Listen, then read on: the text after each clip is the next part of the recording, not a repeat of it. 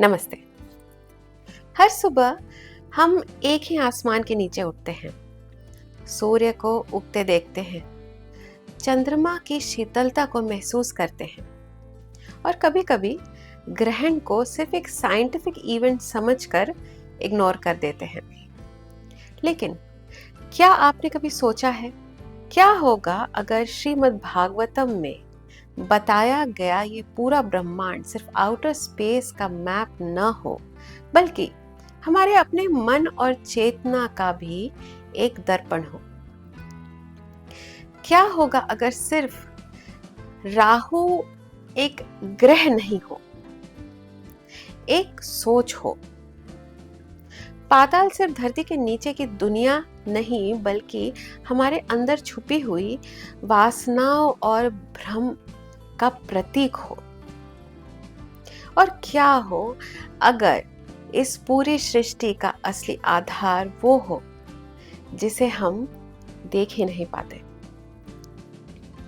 अब तक राजा परीक्षित श्री शुकदेव जी महाराज से ब्रह्मांड के अद्भुत रहस्य सुन चुके थे, लेकिन अब भी सबसे बड़ा रहस्य बाकी था। अब श्री शुकदेव जी राजा परीक्षित को ले चलने वाले हैं राहु का रहस्य, 7 पाताल लोक, राजा बलि के दिव्य राज्य, हटकेश्वर महाराज, हटकेश्वर महादेव के निवास और अंत में अनंत शेष, जिनके एक ही फन पर ये पूरी पृथ्वी टिकी हुई है। ये सिर्फ ब्रह्मांड की कहानी नहीं है, ये हमारी अंतर यात्रा है, माया से मुक्ति तक, अहंकार से समर्पण तक और खुद को पहचानने तक। तो चलिए श्रीमद् भागवतम के इस अद्भुत और रोमांचक अध्याय की शुरुआत करते हैं। श्री शुकदेव जी महाराज ने राजा परीक्षित को देखकर कहा, हे राजन, कुछ विद्वान कहते हैं कि सूर्य से लगभग 10,000 योजन नीचे राहु भी अन्य नक्षत्रों की ही तरह भ्रमण करता है। लेकिन एक बात हमेशा याद रखना, राहु को ये स्थान उसके गुणों की वजह से नहीं मिला था, बल्कि सिर्फ भगवान की असीम कृपा से मिला था। ये बात सिर्फ राहु की नहीं, बल्कि हम सब की जिंदगी की भी है। हर सफलता सिर्फ योग्यता का परिणाम नहीं होती। कभी कभी भगवान अपनी कृपा से उन लोगों को भी मौका देते हैं जो उसके पूरी तरह योग्य नहीं होते, हकदार नहीं होते। लेकिन कृपा मिल जाना और उसके लायक बन जाना दोनों अलग बातें होती हैं। राहु को ग्रह का पद मिला तो जरूर है, लेकिन उसका स्वभाव कभी नहीं बदला। वो अंदर से वही असुर बना रहा। और यही श्री भागवतम हमें एक गहरी बात सिखाती है। सिर्फ बाहर की ऊंचाई किसी व्यक्ति को महान नहीं बनाती। असली बदलाव तब होता है जब इंसान का हृदय बदलता है। श्री शुकदेव जी महाराज ने आगे बताया, हे राजन, इस राहु की कहानी शुरू होती है समुद्र मंथन से। जब देवता और असुर मिलकर अमृत प्राप्त करने के लिए क्षीर सागर का मंथन कर रहे थे, और जब अंत में अमृत कलश प्रकट हुआ, तब हर कोई अमर होना चाहता था। राहु भी जानता था जो अमृत पी लेगा उसे मृत्यु छू भी नहीं पाएगी, लेकिन उसे पता था कि देवता उसे कभी अमृत नहीं पीने देंगे। इसलिए उसने एक चाल चली। उसने देवता का रूप धारण किया और चुपचाप जाकर सूर्य देव और चंद्र देव के बीच बैठ गया। कुछ ही पलों के लिए उसकी चाल सफल जरूर हो गई, अमृत उसके होठों तक जरूर पहुंच गया, लेकिन सच ज्यादा देर छुप नहीं सकता। सच परेशान हो सकता है, लेकिन छुप नहीं सकता। सूर्य देव और चंद्र देव ने तुरंत राहु को पहचान लिया और भगवान विष्णु को इसका संकेत दे दिया। और फिर क्या था, भगवान ने बिना एक पल की भी देरी किए हुए अपना सुदर्शन चक्र चला दिया। एक ही क्षण में राहु का सिर उसके शरीर से अलग हो गया। लेकिन क्योंकि अमृत उसके कंठ तक पहुंच चुका था, उसका सिर अमर हो गया। उस दिन के बाद राहु के मन में सूर्य और चंद्र के प्रति ऐसी दुश्मनी पैदा हुई जो कभी समाप्त ही नहीं हो पाई। और तब से जब भी उसे मौका मिलता है, वो बदले की भावना से सूर्य और चंद्र को निगलने की कोशिश जरूर करता है। श्री शुकदेव जी महाराज कहते हैं, इसी घटना को हम सूर्य ग्रहण और चंद्र ग्रहण के रूप में देखते हैं। राजा परीक्षित बड़े ध्यान से सब सुन रहे थे। श्री शुकदेव जी महाराज आगे बताने लगे, भगवान तो अंतर्यामी है। वो राहु के मन की भावना पहले से जानते थे, इसलिए सूर्य देव और चंद्र देव की रक्षा के लिए उन्होंने अपना दिव्य सुदर्शन चक्र उनके पास स्थापित कर दिया। ये सुदर्शन चक्र निरंतर घूमता रहता है। जब भी राहु सूर्य या चंद्र को निगलने के लिए उनके पास आता है, भगवान के उस तेजोमय सुदर्शन चक्र को देखते ही वो तुरंत पीछे हट जाता है और बस कुछ ही पलों के लिए सूर्य या चंद्र उसके पीछे छिप जाते हैं। इसी घटना को ग्रहण कहते हैं। लेकिन यहाँ श्री भागवतम सिर्फ ग्रहण का रहस्य नहीं बता रहे हैं, वो हमारे मन का भी सच दिखा रहे हैं। सोचिए, कितनी बार कोई हमें बुरा कह देता है और हम सालों तक उस बात को पकड़कर बैठे रहते हैं। कोई हमें धोखा दे दे तो हम बदले की आग अंदर ही अंदर जलाते रहते हैं। किसी और की सफलता को देखकर कभी ना कभी ईर्ष्या तो जन्म लेती ही है। बिल्कुल राहु की ही तरह हम भी पुराने घाव, पुरानी कड़वाहट को बार बार जीते रहते हैं। लेकिन याद रखिए, जहां भगवान का सुदर्शन है, वहां अंधकार कभी टिक नहीं सकता। ग्रहण हमेशा कुछ पलों का ही होता है। सूर्य की रोशनी कभी खत्म नहीं होती। उसी तरह हमारी असली पहचान भी कभी खत्म नहीं होती। चाहे गुस्सा हो, अहंकार हो, ईर्ष्या हो या मोह ही क्यों ना हो, ये सब सिर्फ कुछ समय का ग्रहण है।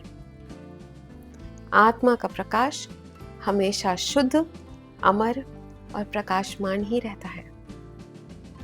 श्री शुकदेव जी महाराज ने आगे बताया, हे राजन, राहु से लगभग 10,000 योजन नीचे भी एक अद्भुत जगत है, जिसके बारे में अधिकतर लोग नहीं जानते। यहाँ निवास करते हैं सिद्ध पुरुष, जिन्होंने कठिन तपस्या से अद्भुत दिव्य सिद्धियां प्राप्त की हैं। उनके पास, उनके साथ ही रहते हैं चारण, जो निरंतर भगवान की महिमा का गान करते रहते हैं।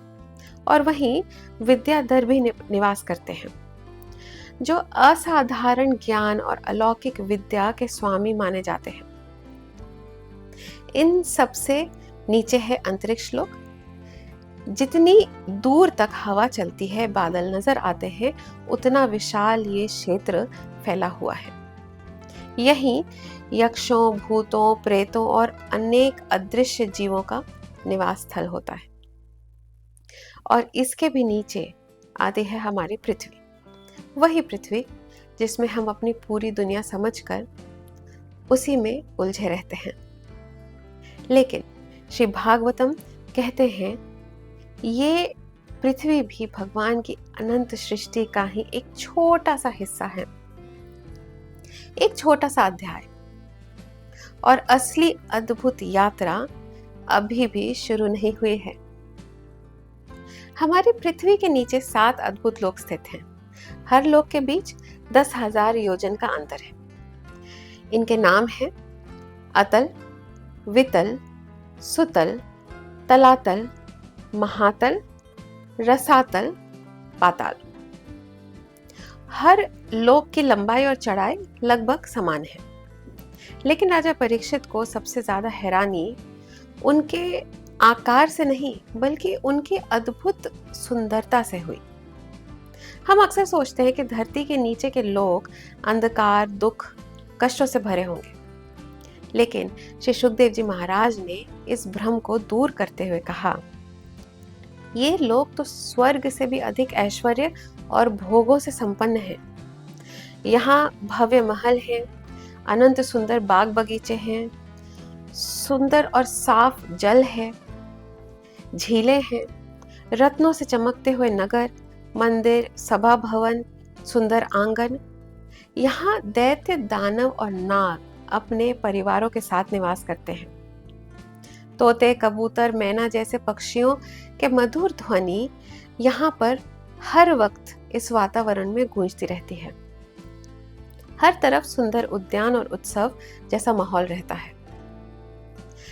अपार धन, अपार शक्ति, उत्तम स्वास्थ्य, संतान, ऐश्वर्य और हर प्रकार के भौतिक सुख जिसकी कल्पना इंसान कर भी नहीं सकता, वो सब यहाँ प्रचुर मात्रा में उपलब्ध है।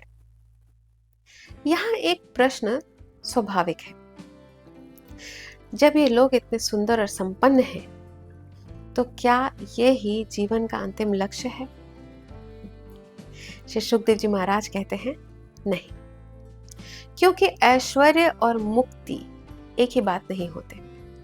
इन लोगों के, यहाँ के निवासियों के पास ऐसी दिव्य औषधियां, जड़ी बूटियां, रसायन और पवित्र स्नान है कि उन्हें कभी भी रोग नहीं छूते। बुढ़ापा भी उन्हें बहुत कम प्रभावित करता है। मानसिक दुख भी लगभग नहीं के बराबर है। लेकिन एक चीज फिर भी उन्हें बांधे रखती है, माया। इतनी संपन्नता के बाद भी कुछ लोग अहंकार में कहने लगते हैं, मैं ही परमेश्वर हूं। और इससे बड़ा भ्रम और क्या हो सकता है? श्री भागवतम हमें यहाँ एक अद्भुत गहरी बात सिखाते हैं। सुख और सुविधाएं अहंकार को खत्म नहीं करती, कई बार उसे और मजबूत बना देते हैं।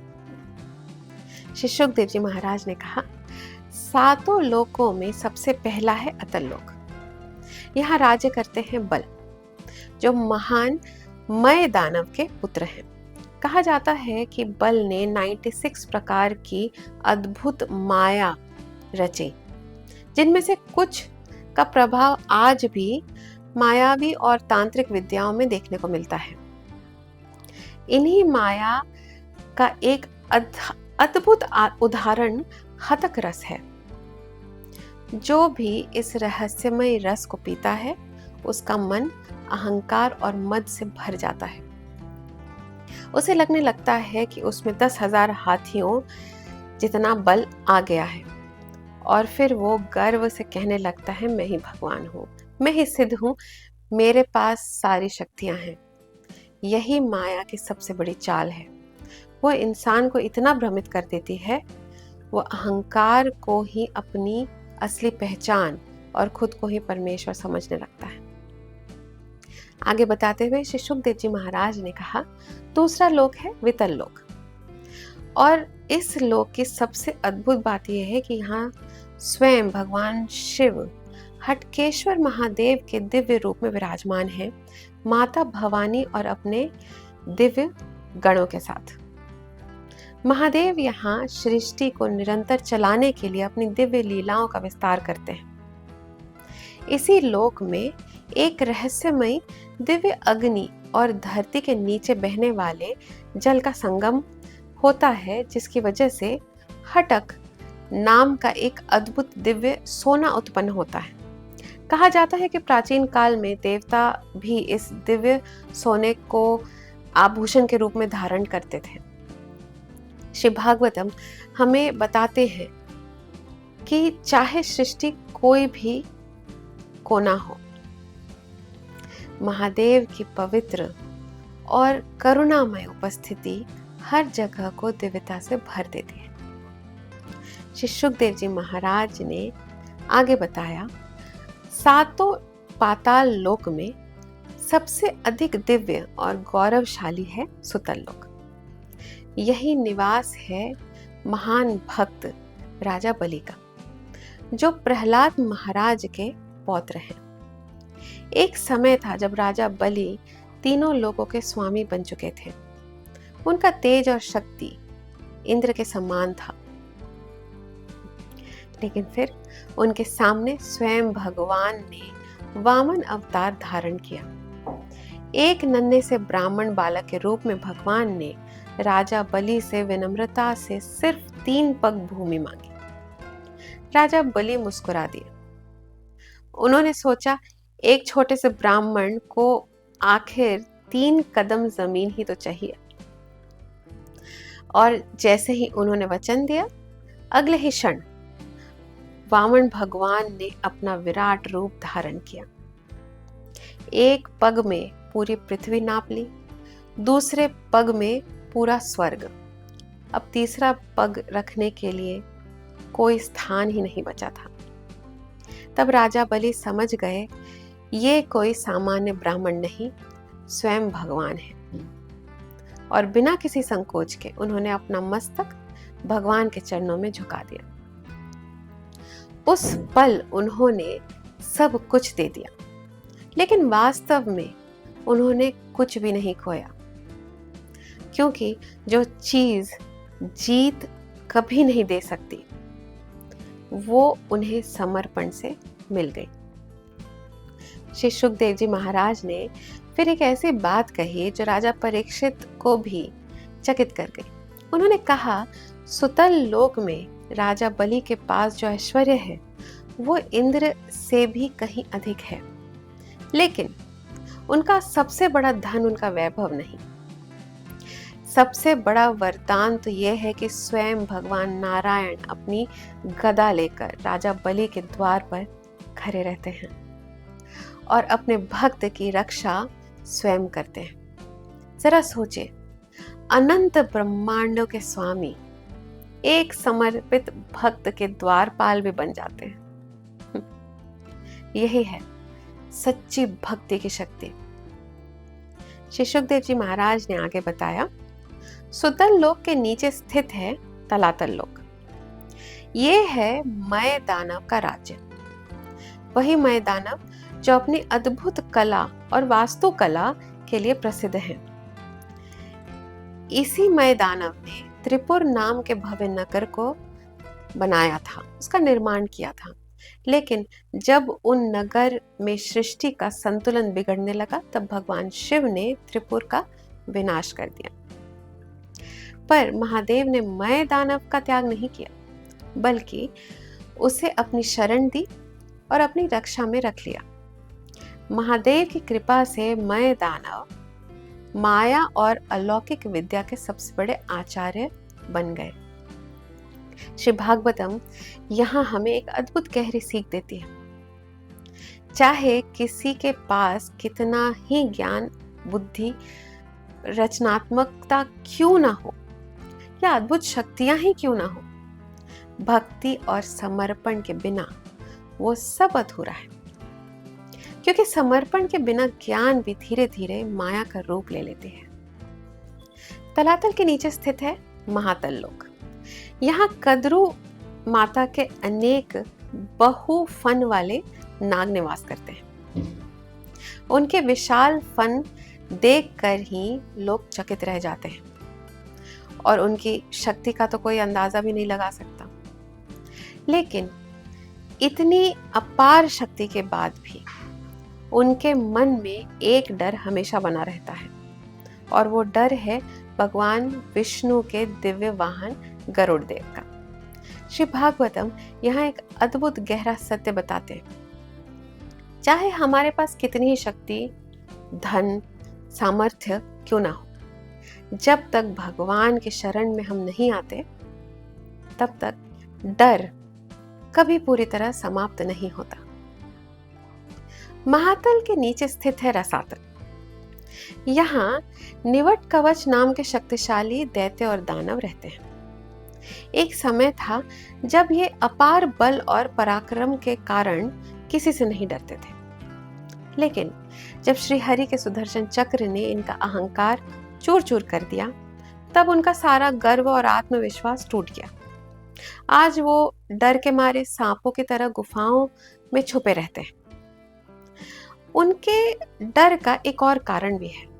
कभी पानी नाम के दानव ने देवताओं के दिव्य गायों को छुपा दिया था। उन्हें वापस लाने के लिए इंद्र के दूत शर्मा गई थी, लेकिन समझौता न होने पर शर्मा ने उन्हें श्राप दिया कि एक दिन इंद्र उनका विनाश करेंगे। तब से डर के मारे वो कभी भी बाहर नहीं आते। ये डर उनका कभी पीछा छोड़ ही नहीं सका। श्री भागवतम हमें यहाँ एक गहरा सत्य बताते हैं। बाहर से कितने ही शक्तिशाली आप क्यों न दिखाई दे, अहंकार के साथ जीने वाला व्यक्ति अंदर से हमेशा भयभीत ही रहता है। श्री सुखदेव जी महाराज आगे बताते हैं, सातों लोकों में सबसे नीचे स्थित है पाताल लोक। यहाँ अनेक विशाल नागराज निवास करते हैं। किसी के 5 फन हैं, किसी के 7, 10, 100, 1000 फन वाले भी यहाँ पे रहते हैं। और सबसे अद्भुत बात है, उनके हर फन पर एक दिव्य मणि विराजमान होते हैं। इन मणियों का तेज इतना प्रचंड होता है कि पाताल लोक में अंधकार का कोई नामो निशान नहीं रहता। सोचिए, जो लोक सबसे अधिक गहरा है वो अपने दिव्य प्रकाश से जगमगाता है। और यही श्री भागवतम हमें एक अद्भुत गहरा सत्य समझाते हैं। अंधकार इस बात से तय नहीं होता कि हम कहाँ रहते हैं। अंधकार इस बात से तय होता है कि हमारी चेतना किस प्रकाश में जी रही है। सातों लोकों का वर्णन करने के बाद श्री सुखदेव जी महाराज कुछ क्षण के लिए रुक गए। फिर बड़े श्रद्धा भरे स्वर में उन्होंने कहा, हे राजन, लोक से भी लगभग 30,000 योजन नीचे स्वयं भगवान अनंत विराजमान है। और यहीं से ये यात्रा इस ब्रह्मांड की नहीं, भक्ति और परम सत्य की यात्रा बन जाती है। भगवान अनंत, जिन्हें संकर्षण भी कहा जाता है, उनके हजारों दिव्य फन हैं। और उन अनंत फनों पर सिर्फ एक फन पर पृथ्वी टिकी हुई है, ना किसी प्रयास से, ना किसी बोझ के साथ, बल्कि अपनी दिव्य लीला में बिल्कुल सहज रूप से। जिस पृथ्वी को हम इतनी विशाल समझते हैं, वो भगवान अनंत के लिए सिर्फ एक सरसों के दाने के समान है। सोचिए, फिर हमारी चिंताएं कितनी छोटी होंगी। भगवान को संकर्षण इसलिए भी कहा जाता है क्योंकि अंत में वही दृष्टा और दृश्य को एक करते हैं, हमें परम सत्य का अनुभव कराते हैं। और जब सृष्टि का समय पूरा हो जाता है, उनके दिव्य क्रोध से रुद्र संकर्षण प्रकट होते हैं और सृष्टि के प्रलय का आरंभ होता है। लेकिन उस समय तक भगवान अनंत बिना किसी प्रशंसा या पहचान की इच्छा के निशब्द रूप से पृथ्वी, पर्वत, सागर, ग्रह और संपूर्ण सृष्टि का भार संभालते रहते हैं। यही है निष्काम सेवा का सबसे दिव्य रूप। जब राजा परीक्षित ने यह अद्भुत वर्णन सुना तो वो सिर्फ ब्रह्मांड के अदृश्य लोकों के बारे में नहीं जान रहे थे, वो जीवन का सबसे बड़ा सत्य समझ रहे थे। श्री सुखदेव जी महाराज जैसे कह रहे हो, जैसे ये ब्रह्मांड कई लोकों में विभाजित है, वैसे ही हमारा मन भी कई अवस्थाओं से गुजरता है। राहु हमें अपनी इच्छाओं का याद दिलाता है। ये जो पृथ्वी के अंदर के स्वर्ग जैसे लोक हैं, भौतिक सुख और भोगों का प्रतीक है। सुतल हमें समर्पण की शक्ति सिखाता है। तलातल माया और भ्रम का दर्पण है। महातल बताता है कि शक्ति के बाद भी डर समाप्त नहीं होता। रसातल अहंकार का पतन की कहानी सुनाता है और पाताल हमें याद दिलाता है कि असली प्रकाश बाहर नहीं, चेतना में होता है। और इन सब के नीचे भगवान अनंत, जो बिना कुछ कहे पूरी सृष्टि को सहज रूप से संभाले हुए हैं। हमारी आध्यात्मिक यात्रा भी कुछ ऐसी ही है। हम अहंकार से शुरू करते हैं, माया में भटक जाते हैं, सुख के पीछे भागते हैं, जो पा लिया उसे खोने से डरते हैं और अहंकार से संघर्ष करते रहते हैं। लेकिन जिस पल हम समर्पण कर देते हैं, उसी पल हमें एहसास होता है कि हम भी अकेले जीवन का बोझ उठा नहीं रहे थे। हमें तो हर पल भगवान अनंत संभाले हुए थे।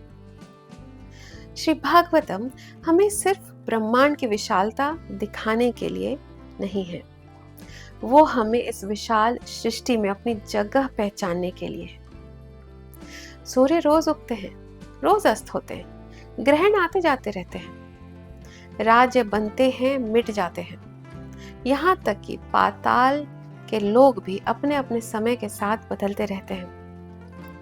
लेकिन ये सब बदलाव के बीच एक ही सत्य कभी नहीं बदलता, भगवान अनंत। वही इस पूरी सृष्टि का निशब्द आधार है और हमारे हर सांस के पीछे छुपा हुआ सहारा भी। और शायद इस कहानी की सबसे बड़ी सीख भी यही है। हम पूरी जिंदगी दुनिया का बोझ अपने कंधों पर उठाने की कोशिश करते रहते हैं, जबकि ये पूरी सृष्टि तो अनादि काल से बिना किसी प्रयास के भगवान अनंत के एक ही फन पर टिकी हुई है।